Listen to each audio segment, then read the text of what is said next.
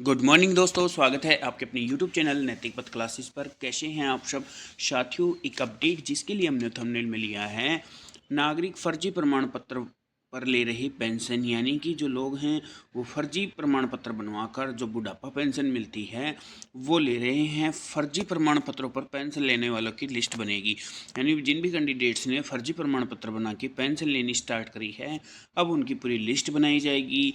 जो कंडक्टर अभी हाल ही में लगे थे 2752, उनका जो एक्सपीरियंस सर्टिफिकेट यानी कि अनुभव प्रमाण पत्रों की जांच शुरू करने के आदेश दे दिए गए हैं। और किन के द्वारा दिए गए हैं? जो हमारे माननीय मंत्री जी हैं, अनिल विज जी परिवहन मंत्री हैं। तो जो भी ये अनुभव प्रमाण पत्र हैं इनकी जांच शुरू करने के आदेश दे दिए गए हैं। पूरी डिटेल में सूचना क्या है आइए वो जान लेते हैं। तो प्यारे साथियों, ये है इन्फॉर्मेशन। नरवाना में फर्जी प्रमाण पत्रों पर ले रहे पेंशन, प्रशासन बनाएगा फर्जी तरीके से बुढ़ापा पेंशन लेने वालों की लिस्ट, और लिस्ट बनाने के बाद जल्द होगी कार्रवाई। डिटेल में सूचना है कि फर्जी तरीके से प्रमाण पत्रों में जन्म तिथि बदलकर 200 से अधिक लोगों की ओर से बुढ़ापा पेंशन लेने का मामला सामने आया है। इन लोगों में 40 से 50 आयु वर्ग तक के लोग स्वयं को 60 वर्ष से अधिक का बताकर पेंशन ले रहे हैं। मामला संज्ञान में आने के बाद प्रशासन ने फर्जी पेंशन धारकों की लिस्ट बनानी शुरू कर दी है। जल्द ही इन पर कार्रवाई की जाएगी। यानी कि इन जो फर्जी हैं इनकी एज जो है वो 60 साल होती भी नहीं है, उससे पहले ही ये फर्जी डॉक्यूमेंट्स बनवा के जो पेंशन लेने की ले रहे हैं, बुढ़ापा पेंशन वो ले रहे हैं। जींद के नरवाना में 2.5 माह पहले 200 से अधिक लोगों ने अपने दस्तावेजों में फर्जी तरीके से जन्म तिथि बदलाव करवाकर अपने आप को पेंशन लेने का पत्र बना लिया। बताया जा रहा है कि आसपास के गांवों में ऐसे लोगों की संख्या हजारों में है। इनमें से ज़्यादातर ने वोटर कार्ड और आधार कार्ड और जन्म प्रमाण पत्र में बताई गई जन्म तिथि को बदला है। यानी कि बहुत सारे कैंडिडेट्स हैं जो फर्जी तरीके से अपनी जन्म तिथि बदलवाकर और पेंशन का फ़ायदा उठा रहे हैं। उदाहरण के तौर पर अगर किसी व्यक्ति के वोटर कार्ड में जन्म तिथि 1 फरवरी 1974 दर्ज है और 60 से ऊपर आयु बताकर सरकार की ओर से बुढ़ापा योजना का लाभ लेने के लिए उस व्यक्ति ने अपनी जन्म तिथि 1 जनवरी 1964 करवा ली है। इसी तरह से 46, 44 और 49 वाले कई व्यक्ति भी अपनी जन्म तिथि में बदलाव का पेंशन ले रहे हैं। तो साथियों, जो भी ये फर्जी प्रमाण पत्र बनवा रहे हैं इनकी पूरी खाका तैयार किया जाएगा। उसके बाद जो है कार्रवाई वो है जल्द शुरू की जाएगी। सीएससी में हो रहा खेल। प्रमाण पत्रों में जन्म तिथि से छेड़छाड़ करने के बाद अपनी आयु बढ़ाकर पेंशन बनाने का खेल सीएससी सेंटरों में इन दिनों खूब चल रहा है।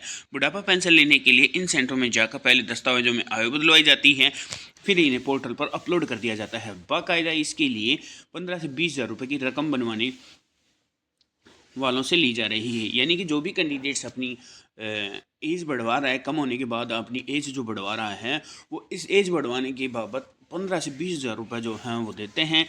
इसमें बड़ी कार्रवाई देखने को मिली है कि एज को बढ़ाकर लोग बुढ़ापा पेंशन ले रहे हैं। नरवाना में पुलिस को इसकी शिकायत दी जाएगी। ऐसे लोगों के खिलाफ दस्तावेजों से छेड़छाड़ कर धोखाधड़ी करने का मामला दर्ज होगा।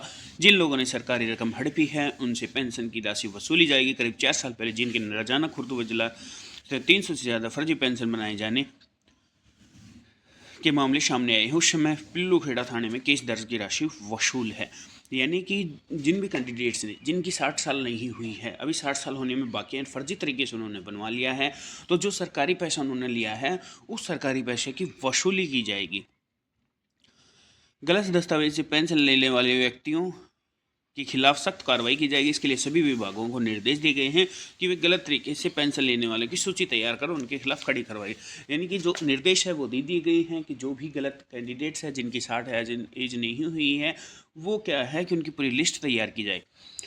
परिचालकों के फर्जी अनुपार पत्रों की जांच। अब सभी को पता है कि जो हड़ताल चली थी 18 दिन की रोडवेज के कर्मचारियों के द्वारा, तो उस समय जिन्होंने बसों में चलाने का सहयोग किया था उन कंडक्टरों की अभी भर्ती की गई थी कुछ दिन पहले 2752 की।